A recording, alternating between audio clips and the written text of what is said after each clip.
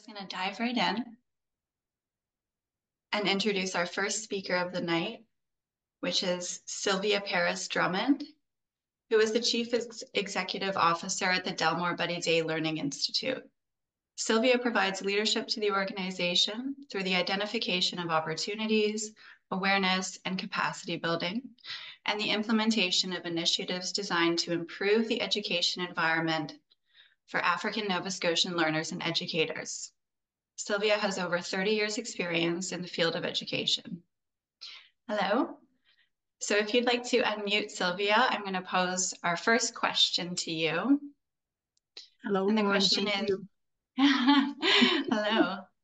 So the question is, would you share the work the Daye Institute does to support students of African descent and address issues that influence their educational experiences? And I'm going to just start my little timer here now. Okay. Me too. Yeah, so I just want to kind of squeeze in a context in terms of talking about the work, and just wanted to throw to folks some numbers that I think give richness to like the work that we need to do. So 1836, the start of segregated schools. 1865, law passed requiring all children to go to school. 1954, Nova Scotia Legislative Assembly legally ended segregated schooling. A number that belongs personally to me, 1957. So 3 years before I was born, we were still in the experience of having segregated schools. The African Nova Scotian community's historical context here, as folks I think are well aware of, is over 400 years.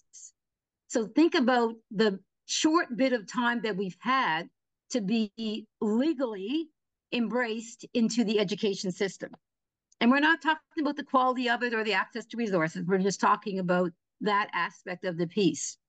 So the work that Delmore Daye Learning Institute does that is connected with research, participatory action research, Afrocentric participatory action research, which gives a centering to our voices and our community, is so necessary when you think about the little bit of time that we've had to be able to start to build in a building way, cumulative way, access into the education system, in the public school system, in the post-secondary, and what can come from that in terms of socioeconomic sustainability, growth within our communities, having ourselves centered so that in the philosophy of Afrocentricity, we're talking from our own experiences, not in a competitive way, just in a focused way.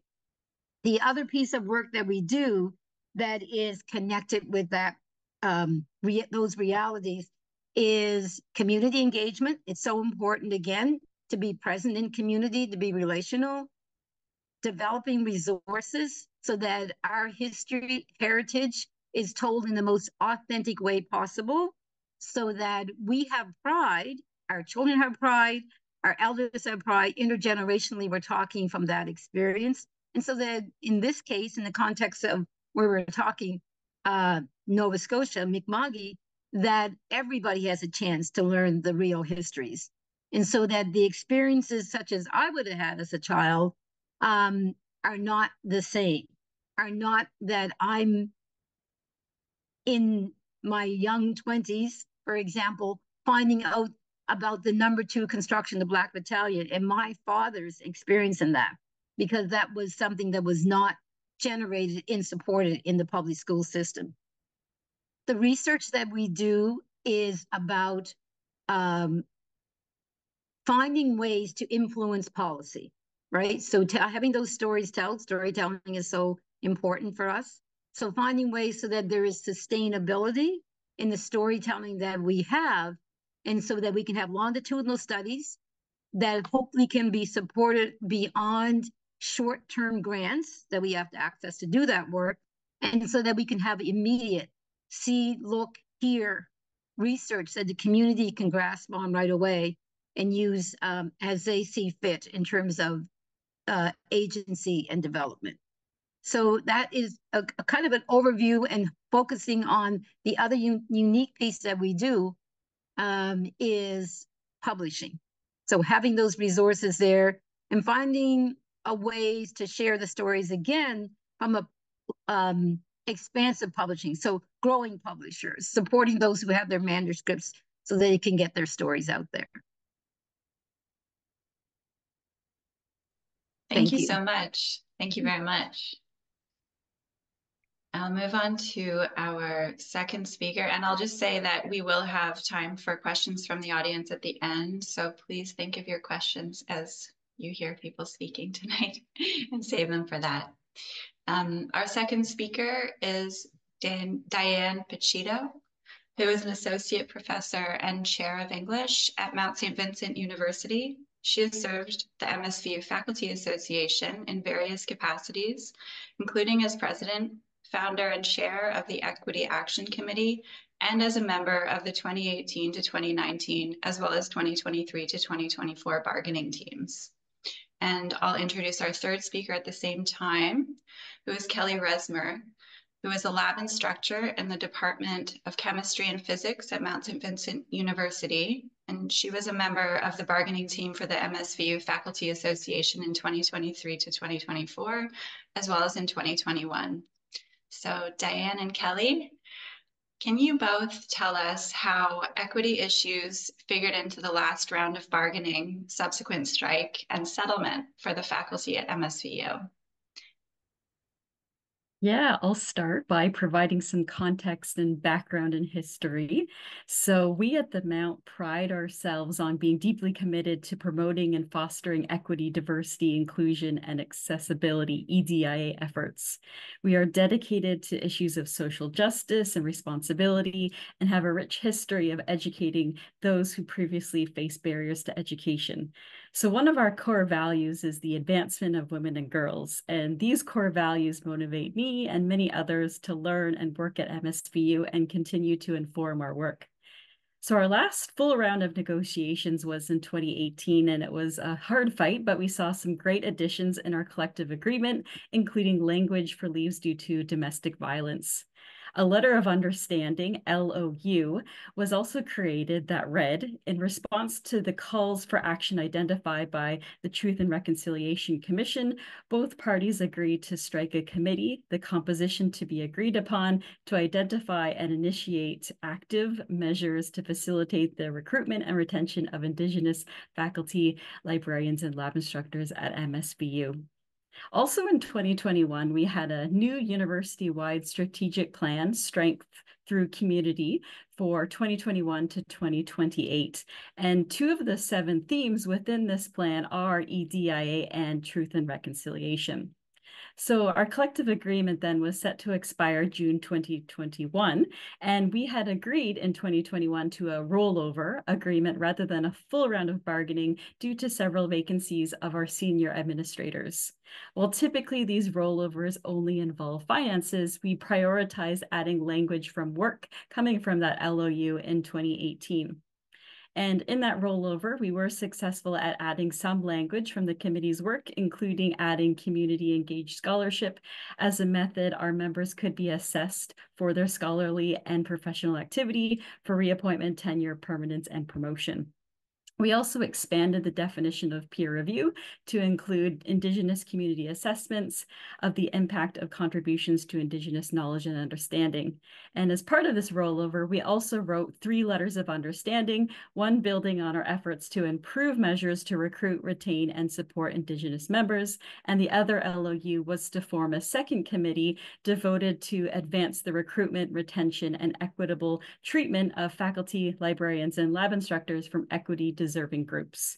We understood the importance of this work and the time needed to thoughtfully address these critical issues in our collective agreement, and we also understood that it could not be accomplished in our quick rollover agreement, but we were encouraged that it would help inform our next full round of negotiations. So prior to our round in 2023, the Faculty Association and employer each had 2 representatives on these committees and researched a number of recommendations that informed our proposal for the 2023 negotiations. The language of these LOUs are found within our collective agreements in the appendices, and these collective agreements are found within that MSVU FA website under our resources tab. And I'll pass it over now to Diane to let you know what happened next. Thanks, Kelly. Yeah, so we were very excited about those 3 LOUs. As you can imagine, having an employer who wants to, work together to make some good progress and start the ball moving forward on equity matters. And so, well, what happened with us, as some of you may know, is that during the summer when we're supposed to negotiate, our employer delayed. They hired a lawyer for the first time as their lead negotiator in our history. And we had an incredibly challenging round, probably the hardest since 1989 in our first strike. We ended up going on strike again this time. It shouldn't have been like that, especially with the 3 LOUs. They delayed till September, mid-September, which is when we first hit the table, which was very unheard of at the Mount. We usually start in June. Just, so we don't want to interfere with teaching and our students and all of that. So yeah, and then our very first meeting was mid-September, and the lead negotiator on the other side basically dismissed all 3 LOUs and said that they were just, they're not binding, and they never mentioned them again. And all our proposals, or many of them, were based on these joint recommendations, joint commitments. And so that's how it started. And so basically, there were things in the LOU that was about decolonizing that suggested we have a land acknowledgement. And that committee worked really hard with the Indigenous advisor at the Mount and community members to create an acknowledgement, and then also translate it into Mi'kmaq. And so we were proposing that. That was rejected for many months. We thought that was like an easy win. How would you reject that? But they said it didn't belong in a collective agreement, even though they use it themselves, this particular acknowledgement. They couldn't tell us what was wrong with it. We were open. If there are things that were problematic, we were open to it. Yeah, their suggestion was just to say we couldn't contradict the charter, which is obviously not the same as a land acknowledgement. And then the other thing that was suggested was we have very little equity data based on people leaving the Mount. Why are they leaving, especially if they're from diverse groups? And an exit survey is something a lot of us have talked about at the Mount that would be really helpful for people to be able to fill out anonymously, or just, as they're leaving, and then they never have to talk to us again. But what's happening at the Mount in all levels, So, but of course, not of course, we really expected this to be a yes, and the employer rejected that. They're very concerned about reputation. They didn't say that, but they basically said that is not something they wanted. They agreed to a self-identification when people apply to the Mount, but not an exit survey. So that was very frustrating. And yeah, so those are just 2 small examples of things we tried to get and didn't. But then things we did accomplish, and in part thanks to the strike, we got a solution to the equity tax, which is just the extra burden that equity deserving members feel because of their identities in terms of service. And so it's just basically an opportunity to get some course release. And then we also instituted a collegial service route, which is especially helpful to women and other diverse groups because they put a lot of effort into collegial service. And yeah, I'll stop there, except maybe to say, maybe a question that people want to ask, but they had a very big problem with the term equity deserving and what that meant. They really wanted to add a definition, even though we use this term all the time at the Mount and in other organizations. And so this is going to be a problem in lots of places. And yeah, I'll just end there. Perfect. Thank you. Yes, that is a perfect question to put a pin in for later. So I'm going to introduce our 4th speaker next, which is Ajay Parasram, who is the project lead for the Halifax chapter of the Racialization of Asian International Students project, which is based at York University. Hello. He researches and teaches on the subject of the colonial present. He is an associate professor within the Department of International Development Studies and History at Dalhousie University, as well as a CCPA-NS research associate. So my question for you is, can you please share your recent research examining the experience of international students at Dal and what we should take away from this regarding equity in post-secondary education? Yeah, thanks for that, Lauren. Nice to be chatting with you on a different subject from what we have been talking about of late. Yeah, happy to talk about this. Thank you everyone for making this space. It's so I'll tell you a little bit about the bigger project that this work is a part of. It's part of a project called the Racialization of Asian International Students in Canadian Universities, which is a total kind of a mouthful. But what the project was set up to do, and it's we're wrapping up. This is our last year now. Just concluded the formal project. So it was a 4-year Insight grant project with field sites based in Halifax, Montreal, Toronto, Winnipeg, and Vancouver. So I was heading up the Halifax side, and we were looking pretty specifically at single universities. And the reason why is because we wanted to be able to pair a kind of a deep analysis of the existing policies and policy framework of a given university, and then match that against the experiences of the students themselves who are coming and experiencing life in whatever the city might be. In doing that, of course, the pandemic happened right in the middle as we were starting to recruit people. So we had to do a lot of shifting around, and we were originally going to be doing all this, like, art-based research and having them express themselves in different ways and focus groups. And we just went with the traditional interviews in the end. That said, we did talk to a lot of people. The top 3 immigrant source countries for Canada, as international student population goes, is China, India, and South Korea, in that order. And one of the things that was interesting is that over the course of the study, that actually switched, and India became the dominant source country. And what's fascinating about that, especially in the Halifax Dalhousie sense, is just the overwhelmingly large South Asian population that has emerged in the city of Halifax, the province of Nova Scotia, in particular, up in Cape Breton. And it happened kind of suddenly, and we weren't really expecting that kind of a shift. But it did come through in terms of the data that we were able to collect, where, we had probably 80% of our the people that we talked to in the Halifax team were they were Indian. They're technically Indian passport carriers, and a significant smaller amount of Chinese students, and actually no South Koreans. I was not able to get any South Korean students to talk to me, despite having my research assistants turn up at the churches, like all over the restaurants and the grocery stores. For whatever reason, folks weren't interested in the project.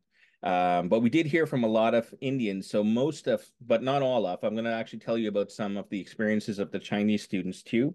I just wanted to give you a context for what it is we were doing and how the comparative work that we're engaged in now is looking at differences as it was experienced across the various field sites.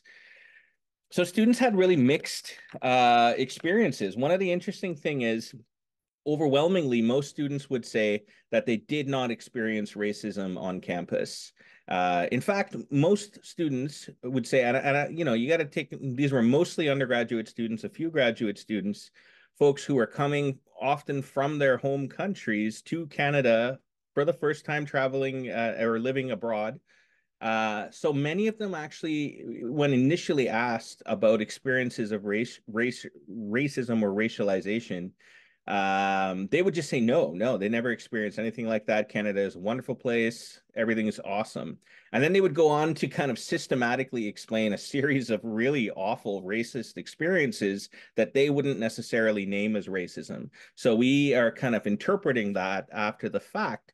And oftentimes, in the course of the interviews, the students would come to that on their own, but it wasn't our place to do the interviews to try to, push an agenda. We were just gathering information. But I thought that was one interesting finding to share, is that a lot of these young people are coming from places where, so when they arrive in Canada, they're understanding themselves in racial terms for the first time. And that's a really different context for those of us, like Sylvia, whose people have been here for 400 years, have very much known that they were Black, or like even in my case, being here since I was 5. very much understood that I was not white. But understanding themselves in negation is a kind of very new and very challenging learning for a lot of new students. The other thing I wanted to add was, the experiences of racism that they mostly talked about happened in the everyday. It happened going grocery shopping. It would happen in taxi cars. It would happen on the bus. And it's the banality of it all that really kind of echoed to them. I remember one student saying to me, I've never been in a place in my life that was so quiet. And I sort of laughed because I was like, oh, well, Nova Scotia, Halifax, we're a small part of the world. And he clarified, I don't mean that it's not loud. I just mean that nobody seems to care about anybody else here. You can't just have a conversation with anybody that goes even a little bit below the skin level, because people won't talk to you. They don't want to talk to you. And that's so different. It makes me feel really alien when I'm here, because in India, I could stop for a chai on the side of the road and have a really deep and passionate conversation with somebody and then never see them again in my whole life. So it's an interesting dynamic that they're grappling with, that question of silence. Another big kind of policy related issue that we heard about was the housing problems, of course. So and Lauren, please give me a kind of like don't let me talk too much. I have a habit of that. You're okay? good. Good still? Okay. You still got a minute and more. All right. So housing was a big issue. Some students were talking about how they would go through 24 different interviews trying to get a place to live, and they still would get turned down. 24. That is a huge number. And then when they would get a place, they'd be living on top of each other, oftentimes kind of renting out beds with one another to try to support themselves horizontally. Sometimes they're exploited by the community. I know I only got about 30 seconds left, so I don't want to give you just all the bad news, because there's really nice, interesting things that we didn't expect to find too. And I'll just give you two examples of that. One Chinese student that we talked about, in talking about her isolation, also mentioned how an Indian student in her class invited her to dinner one night. And it was one of the nicest experiences she had in Canada, where she learned how to eat with her hands for the first time. And she totally thought it was not going to be possible. And in the end, she had to be given a spoon. But it was just the excitement of the experience. And she reflected, China and India are so close to each other. We would never have met if we didn't come to Canada and had this experience there. And then the last one I'll leave you with was the experience of another Chinese student who, when they arrived, didn't feel affiliated with their community very much and ended up finding deep friendships in the Mi'kmaq community. So this student's experience of Canada had almost nothing to do with Canadians, especially because it was the pandemic. Her experience was through Mi'kmaq people, Mi'kmaq culture, and it came up as a casual thing because I noticed that her English pronunciation was somewhat limited, but her Mi'kmaq pronunciation was 100 times better than mine. And I asked her about it. And then she said, my partner is Mi'kmaq. I met him, right as soon as I got here. And I've been creating all these social media things around like taking photographs of Mi'kmaq plants and explaining to my people, back in China, like how everything works and stuff. And I just thought there's so much amazing things that happen when international students come and like find one another. And it really upsets the kind of traditional way in which we understand even what Canada is and what university ought to be. I could talk at length, but I'll leave it at that for now. Thank you. Thank you so much. I'm going to introduce our fifth speaker right now, who is Jeff Arsenault. Jeff Arsenault is an elected representative for the Conseil scolaire Acadien provincial, or CSAP, the only remaining school board in the province. Jeff was elected as one of 3 members to represent the HRM in the CSAP. He is also a parent in 2020, I should say. He is also a parent of 2 students in the CSAP schools, and he currently lives in the north end of Halifax. Hi, Jeff. Hi. And so I have a question for you, which is, Sure. Can you share your experience with us in representing the interests of Francophones on the peninsula, and whether there are lessons that can be learned? First, people might be surprised to learn that there is, in fact, still a school board in Nova Scotia. But yes, so please share that. Yeah, so I got onto the school board because of my frustrations with what I feel is our service that we're receiving here in the Halifax area in particular, and you know, without really knowing a whole lot about all the rural areas and things like that. But in terms of the question of representing the area, after almost 4 years of being on the board, the frustrations have nothing but increased. There's it doesn't feel like an elected board at all. It feels like a kind of an appointed board or whatever. The rules surrounding the governance are really meant to stifle any kind of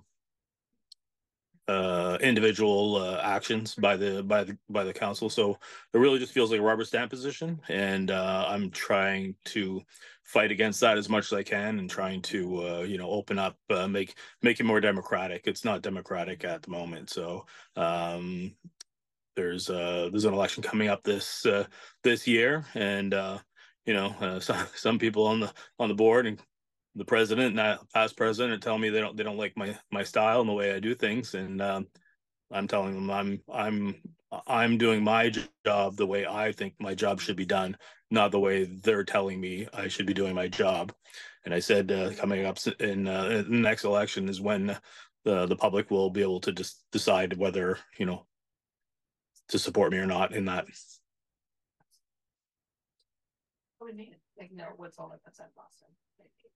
Oh, and can you share some of the specific issues that like students in the CSAP schools are facing and that you are raising at the board? So overall, I feel that the CSAP school board is an excellent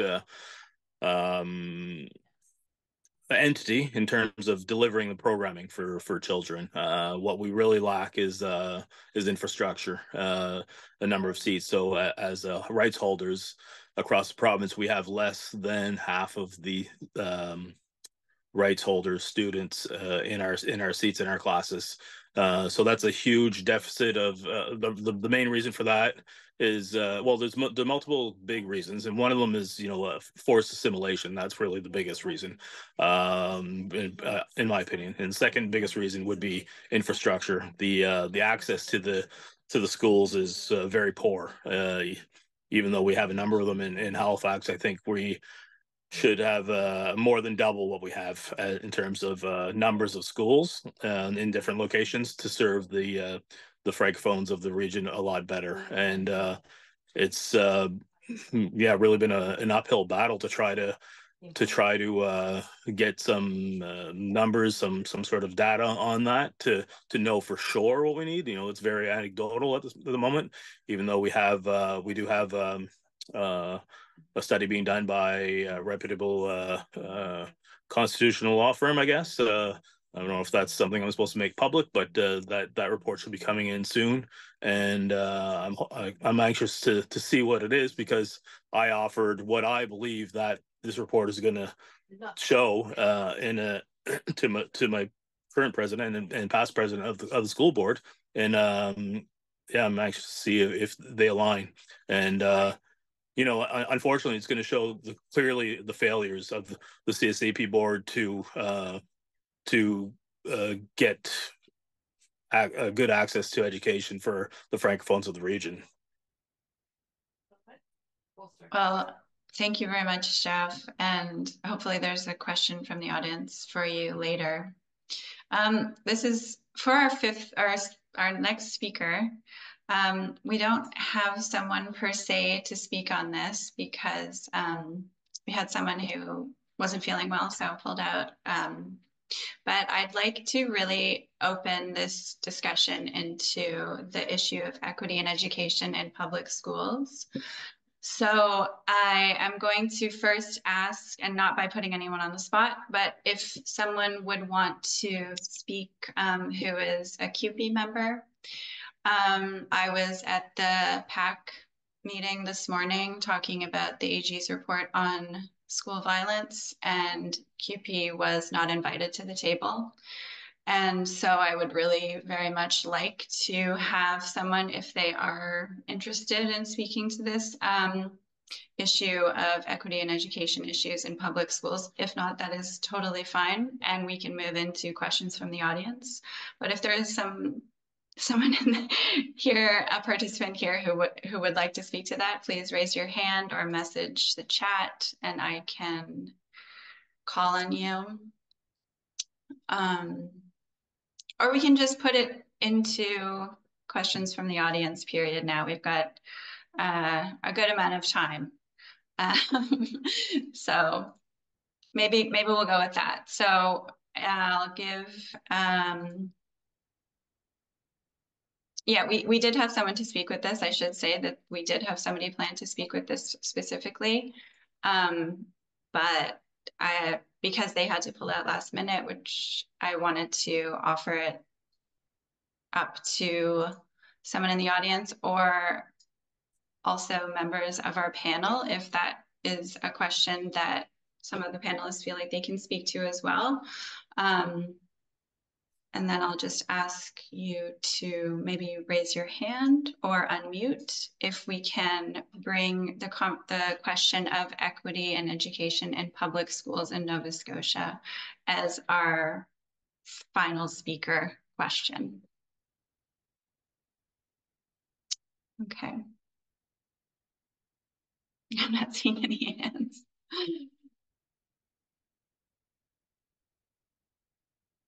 Okay, I'm going to instead then move on to see if there are any specific questions from audience members for any of our panelists right now. If you'd like to write them into our chat, I can read them out just so that we ensure there's the most amount of time for answers. And so I'm just... Okay, in the meantime, until I see questions come in, I'm going to start at the top. So I'm going to start with, oh, okay, here we have a question, which is, today is Juneteenth.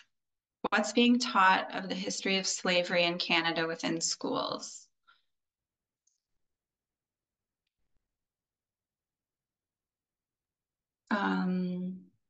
Is there someone who'd like to speak to that? Lauren, it's Sylvia. Is that okay if I come into this conversation? That's perfect. And I'm going to mute myself to give you. Thank you. So thanks for the question. And again, it's important to kind of context things, I guess. So we would talk about the phrase enslavement when we talk about that experience. And our interest is to have our students know their experiences prior to being enslaved and colonization and things that happen. So about the contributions from our traditions and our relations in a diaspora way, in the continent, in the Caribbean, and so on.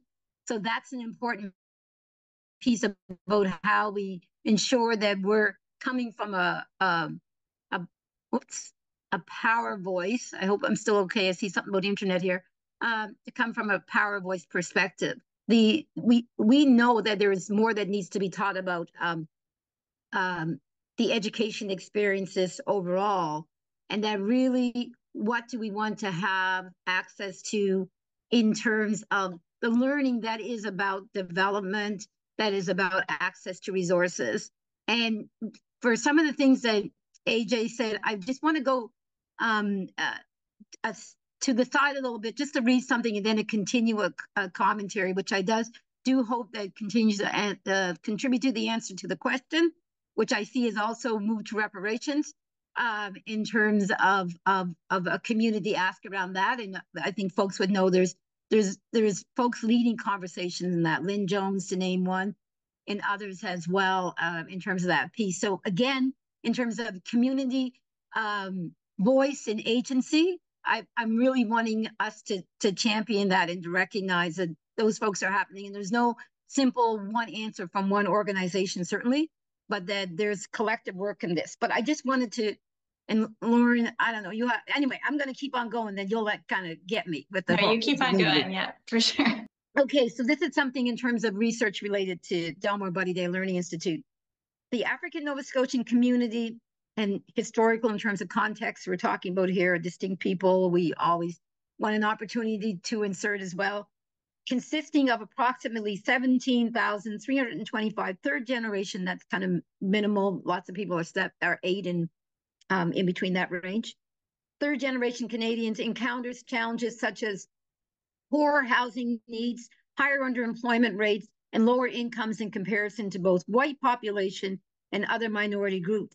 Notably, the income gap is pronounced among those with higher education levels. This context emphasizes the critical importance of addressing digital literacy and technology knowledge gaps, as identified through the DBDLI training needs analysis survey in 2023. So what I wanted to make a connection with is that, so sometimes we get caught in this thing that is about talking from a scarcity perspective. And I like to insist that structures and systems talk from an abundance perspective and then own their decision about where they're going to put that resources that they have. So you think about, there's this housing challenge over all of these generations, right? For folks that in this complicated way, maybe complex, some people might say. And then for folks kind of in a colloquial way to say it, newer in terms of an alignment, in terms of presence being here and still experiencing that. So I just kind of wanted to put that out there, why we need to keep having these conversations that are about, you need some kind of very explicit, unique pieces of a redress in terms of historical African Nova Scotian communities. And when you talk about people who identify as African Nova Scotian in contemporary here, we also need a unique address of that. And they both need the abundance that is necessary to actually to make that response happen. The other thing that I kind of wanted to make a connection to is such an interesting thing when you were talking about, Ajay, about the students and kind of this needing to come to be able to identify that they were actually doing really well at coping, right? And kind of being engaged in that way, because I had that experience a number of years ago when I had the opportunity to be involved in a project that engaged with high school youth. And it was interesting over the time that we had the conversations and talk, where we went from their conversations of saying like how, everything was okay. And they were kind of like in humor with the folks that were saying things. And then they started realizing, as they had this conversation amongst themselves, that they were being marginalized in terms of even like food, right? In terms of that. So marginalized in that way. They were being marginalized in terms of people wanting to like give them a name that they could speak, right? I'm like, gosh, this feels so energizing, because it's like, how? Do you know how many decades away that this was? And we've got not only it's still happening now, and we've got it happening with a different cohort age group that is still happening too. That says structure and systems really needs to continue to be challenged, and that policy work still needs to be done. So to the question, and then I'm going to go to the question that is asking about reparations, and is it being taught in our public school system? Redress, address, response, reaction. Where are we at in terms of those things that are in the structures that are happening now?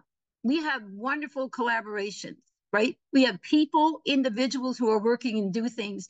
What we need to pull back is say, how are we still trying to advance things on policies and systems that were intentional about marginalizing us, distancing us, that are unintended or intended, having acts of anti-Black racism from the perspective that work that we do and racism, because the essence of what they're working from and what the structure is was not considered of our being here and our being productive and supported to be productive, right? I gave you those dates. They were exclusions, right?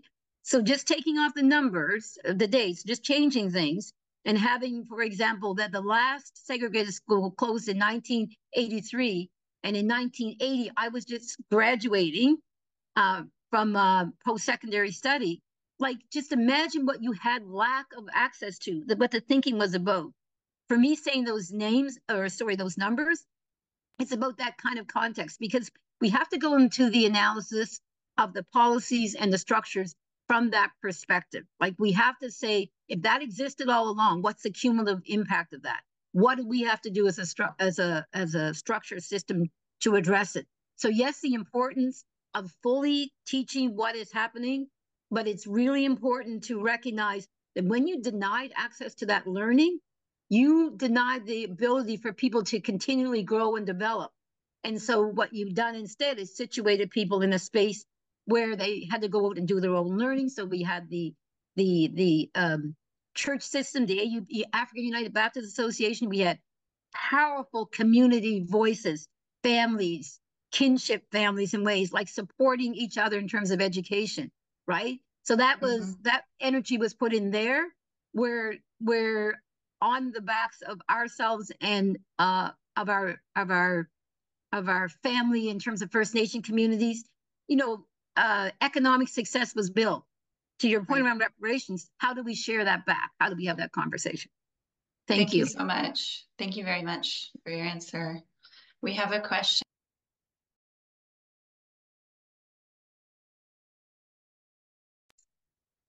Thank you so much. We have a question that's posed to Kelly and Diane. So you mentioned challenges faced in your labor action will likely be faced by other universities in the years ahead as they're entering into their own collective bargaining. What would you share as your main takeaways from the strike at MSVU in terms of equity in education and/or words of wisdom for educators in bargaining with employers at their own universities across the province and as well the country? That's a great question, Kenya, and really huge. I want to be optimistic. So, okay, takeaways. Yeah, I think one thing is that it's like all hands on deck. You would need all your members engaged in the issues and informed about the issues right from the beginning. Like for us, our members were informed. It wasn't that. It's just that something like the wanting to define equity deserving group, something we'd never done at the Mount, and but you're hearing at different institutions that they want, like they also wanted to define African Nova Scotian and Indigenous. And we said that's not our job to do at the bargaining table. And I don't want to identify anyone. We said we don't identify what a woman is. We don't identify what a queer person is. Well, we're not going to identify people. And they had proposed identifying an Indigenous person as whatever the employer would accept. And, from my ears, that sounded really crappy. But I also understand that there's this fear by employers about being sued, about identity fraud. And so that was the easiest way they could, rather than saying, let's think about this, let's, consult our LNU advisory circle, let's, have a community engaged discussion, let's do it. They were just like, here's a simple answer. We'll just put this in the collective agreement. We're like, no way. So we stayed away from that, but I think that's going to be driving people, negotiations more and more. They wanted us to define equity deserving. We didn't come up with a final definition, but in one article, we just ended up proposing that we would use what we list, the identities we list in our equity statement on our job ads. That lists, it's not perfect, but at least that's something that goes out on all job ads, and it has, a wide range of identities. And we thought, well, that's one compromise in this one article. But yeah, I think that maybe even preparing yourselves for what are you going to do when you're asked about these definitions?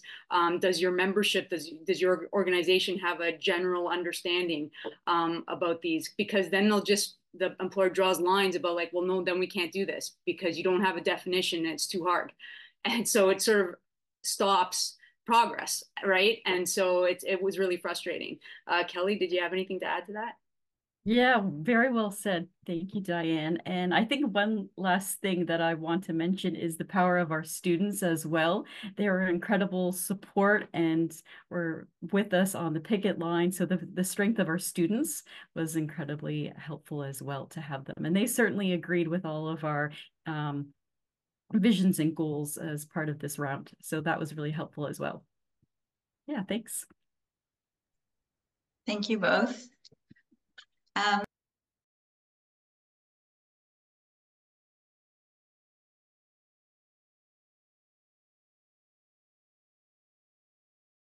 I think you're muted, Lauren.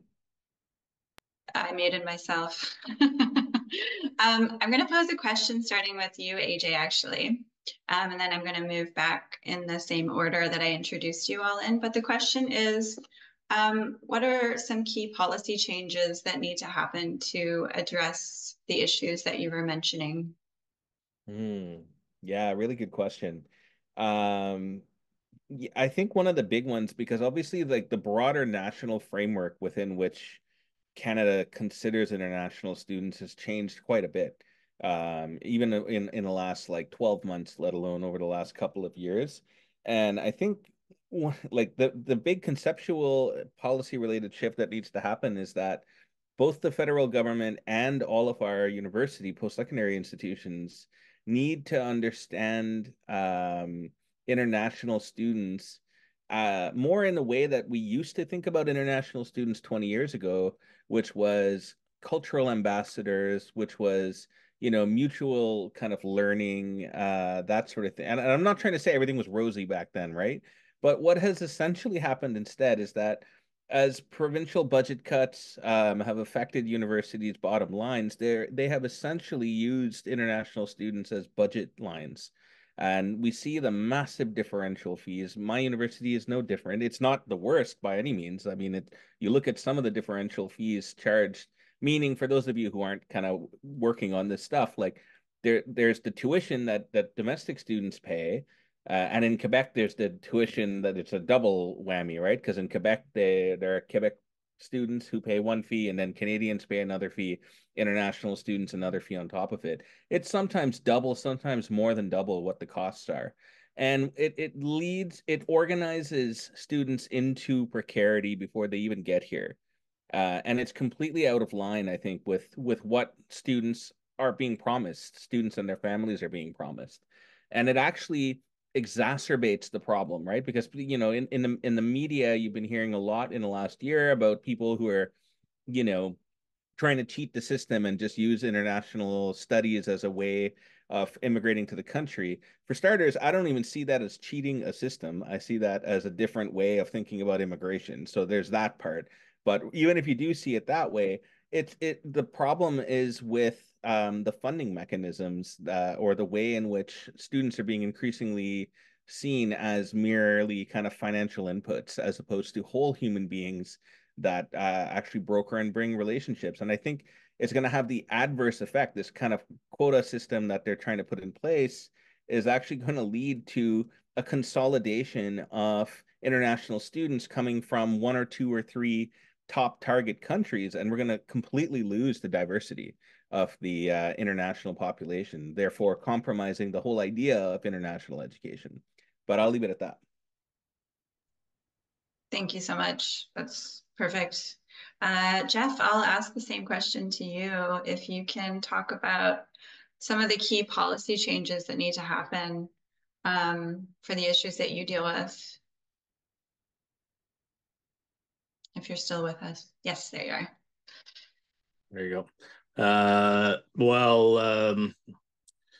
It's something I don't know what the change is required is basically I think we need our own school board for the Halifax region to do meaningful change for what we need. And in fact, I asked the question today, which will be asked at the next meeting on Saturday coming up. What is the process? Who is the government body or whatever authority?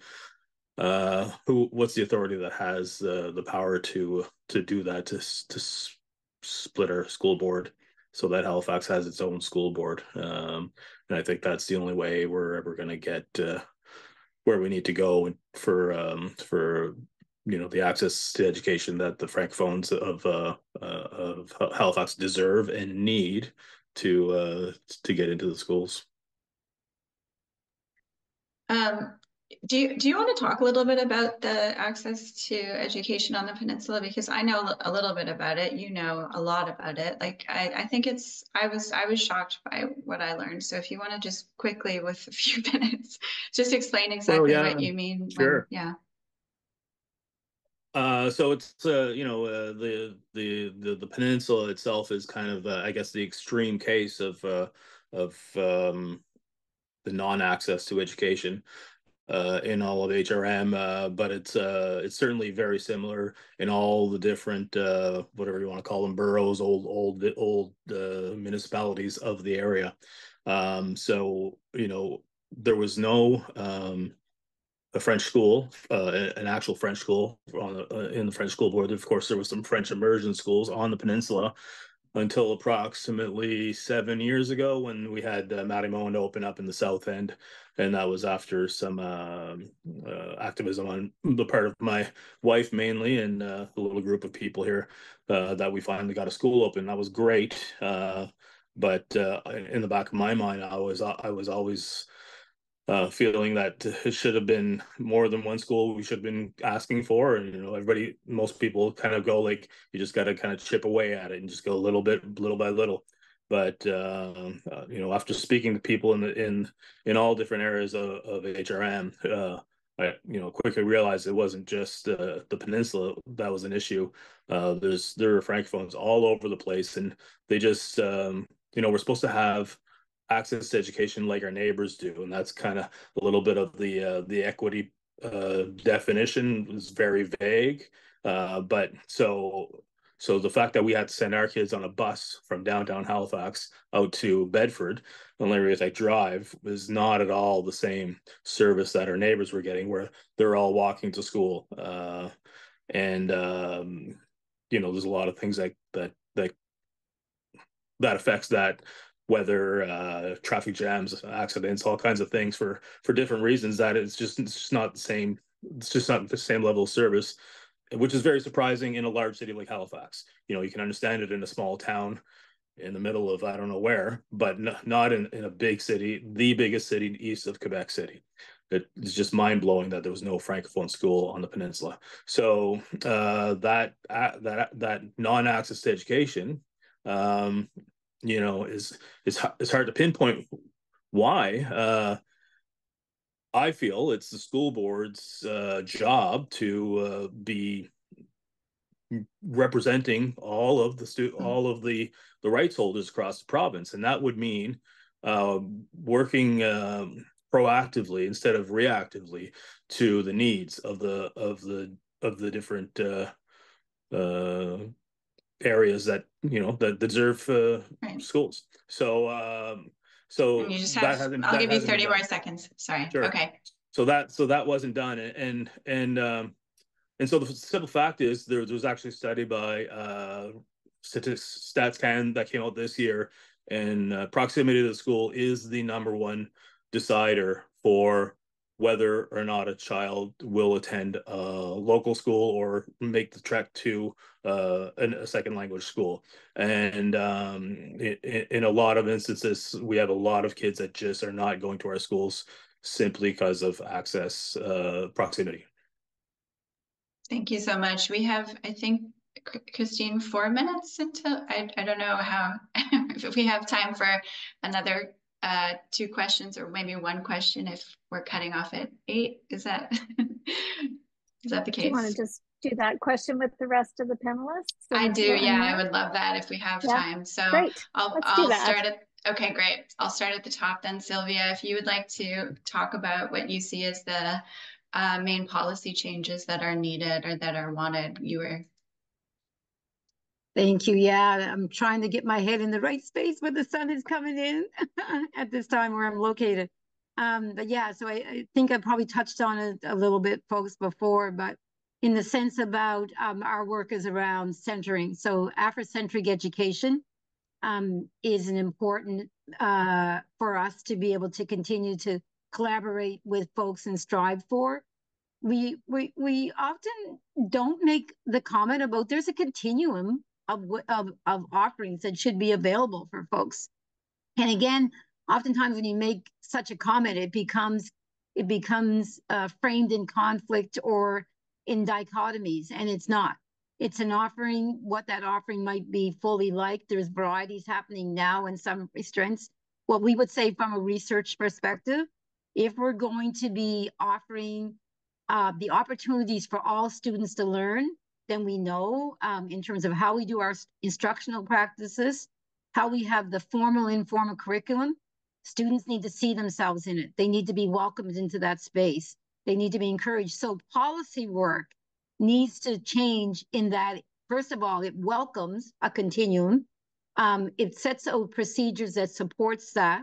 There's activities, there's metrics to measure, there's SMART goals developed that ensure that the understanding about the contributions can be validated in terms of kind of how we do things. So I would say in big picture, community needs to be heard, and that the policy ways that we do things, I've done policy work before, so I know there's structures that we follow too, but the assumption needs to be, we're not doing well now. We know that from the rate of folks on IPPs, the disproportionate impact on people in terms of discipline. So we know all those things aren't doing well. What is it that we need to do that will allow folks to really achieve? And that needs to be the focus of the policy. If education says we're educating all learners, then we need to educate all learners and engage them from the perspective of centering themselves. Thank you so much for that. We do have a question in the chat. Oops, I've muted myself again.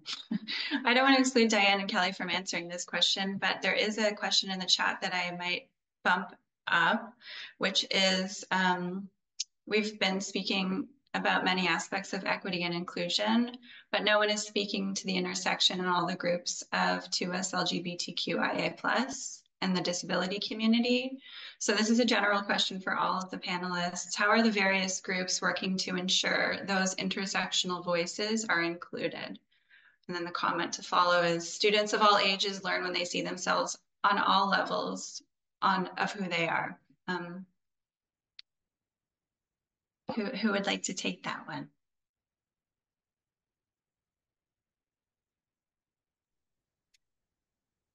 I feel like I can say something to it based on the research that I was doing, in that, you know, some of the students, not very many of them, but we did ask about, you know, sexual identity as well as part of the questions, and some did identify as queer, not a whole lot.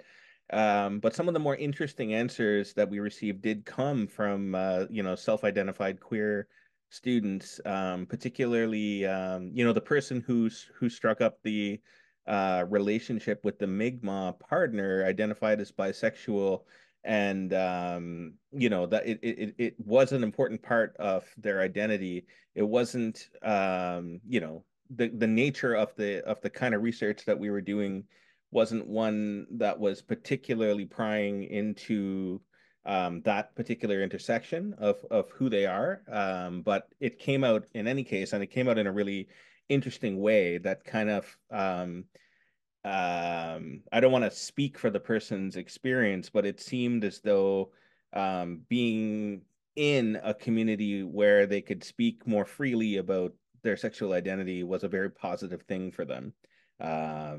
But yeah, I mean, at that structural level, that just wasn't the kind of research that we were doing. Okay, thank you for that. Would anyone else like to speak on this, or?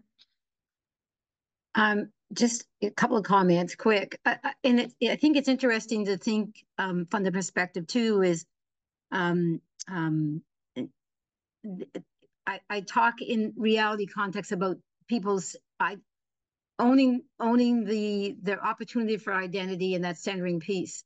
So, but we had particular initiatives. For example, we had done a cohort, and in that cohort, we had a person who identified as deaf, and one of the challenge, or some folks who identified as deaf, and one of the challenges that they acknowledged was that they wanted people who were their sign language interpreters to be of their community.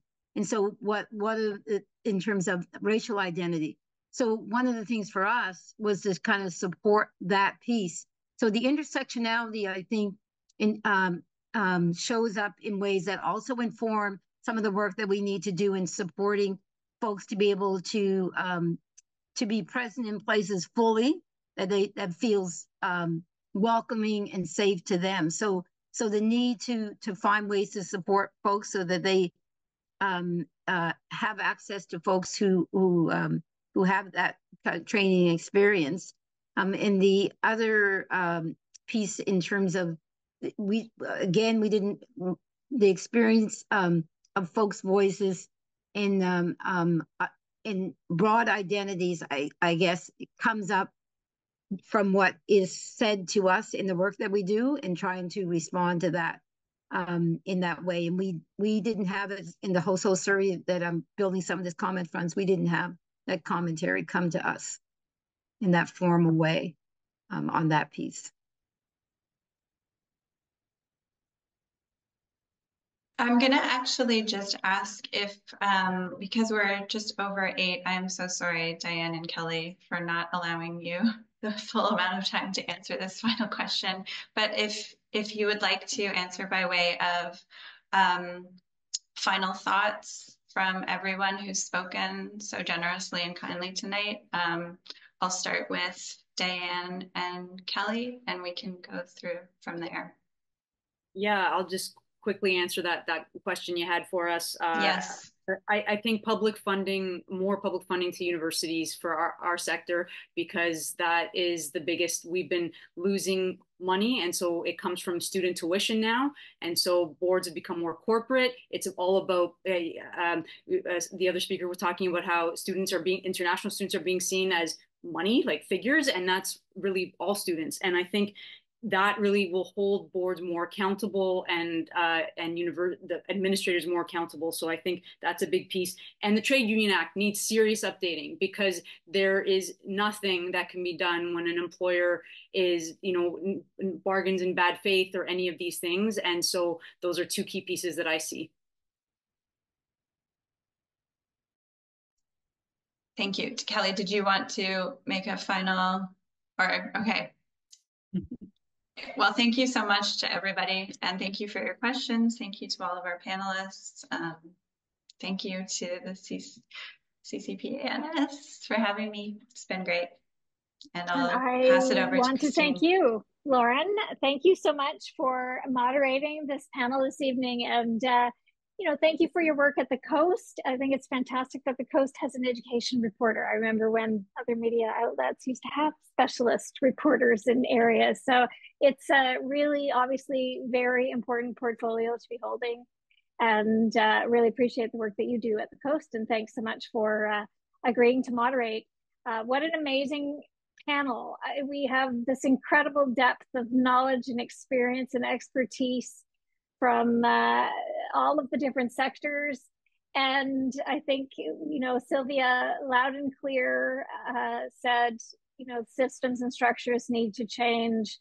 We need to address the policy issues. And we heard tonight how much work we still have to do, but also some things have changed, but not enough. And again, I appreciate that really we've had this overview of so many issues. And I hope that you will check out some of the work that you heard a little bit of tonight from Sylvia at the Buddy Daye Learning Institute and the work that they're doing. Ajay's work has been published as well.